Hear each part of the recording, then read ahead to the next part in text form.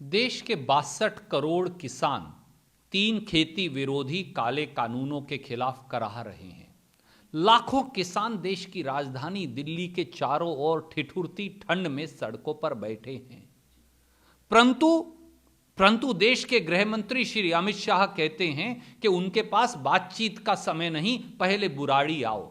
अमित शाह जी, सत्ता का अहंकार क्या आपके सर चढ़कर बोल रहा है? अगर आप 1200 किलोमीटर हैदराबाद जनसभा को संबोधित करने के लिए जा सकते हैं तो 15 किलोमीटर दूर शंभू बॉर्डर पर किसानों से बातचीत के लिए क्यों नहीं?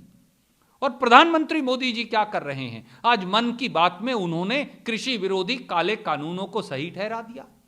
एक तरफ बातचीत का स्वांग कर रहे हैं और एक तरफ आप काले कानूनों को सही ठहरा रहे हैं। यह कौन सा विरोधाभास और षड्यंत्र है? और 3 दिसंबर क्या किसी ज्योतिषी से निकलवाई है मोदी जी और अमित शाह जी ने? आज बात क्यों नहीं हो सकती?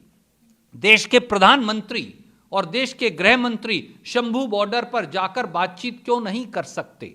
देश के कृषि मंत्री शंभू बॉर्डर पर जाकर बातचीत क्यों नहीं कर सकते? ये दर्शाता है कि मोदी सरकार 25 लाख करोड़ के खेती के उपज के कारोबार को किसान के पेट पर लात मारकर 5 या 6 पूंजीपति मित्रों को देना चाहते हैं, क्योंकि अब तो उनका नारा ही बन गया है किसानों का शोषण और पूंजीपतियों का पोषण। ये ईस्ट इंडिया कंपनी है, ये मोदी सरकार नहीं।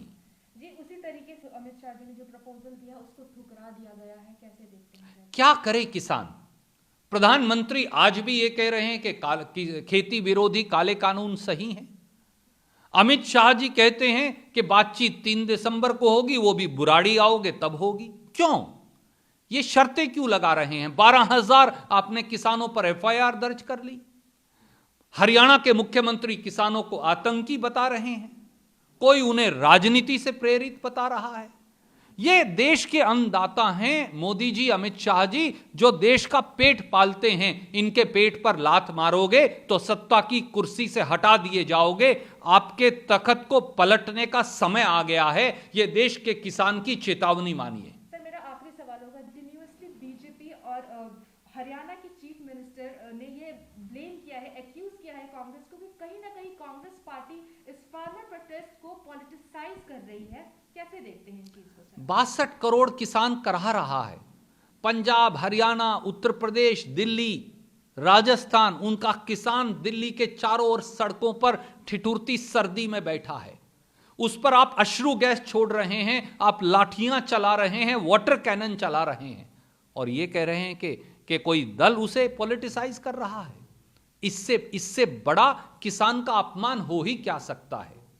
मैं भी किसान हूं, हम सब किसान हैं, ये देश ही किसान है, ये देश किसानों का है। और जो किसानी, खेती, मजदूरी पर हमला करेगा वो सरकार टिक नहीं पाएगी, क्योंकि ये लोग खेती को जानते ही नहीं। क्या खट्टर साहब ने कभी खेती की है?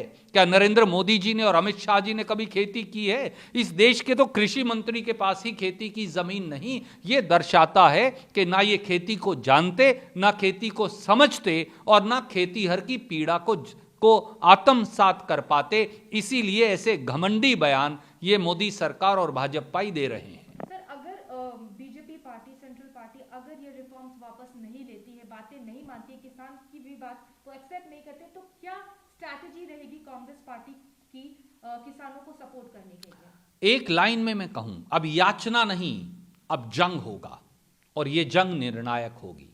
अब 62 करोड़ लोगों की रोटी छीनकर, उनका खेत और खलिहान छीनकर, आप उनकी आजीविका छीनकर, आप उनकी जिंदगियां छीनकर आप 5 मुट्ठी भर पूंजीपतियों को नहीं दे सकते।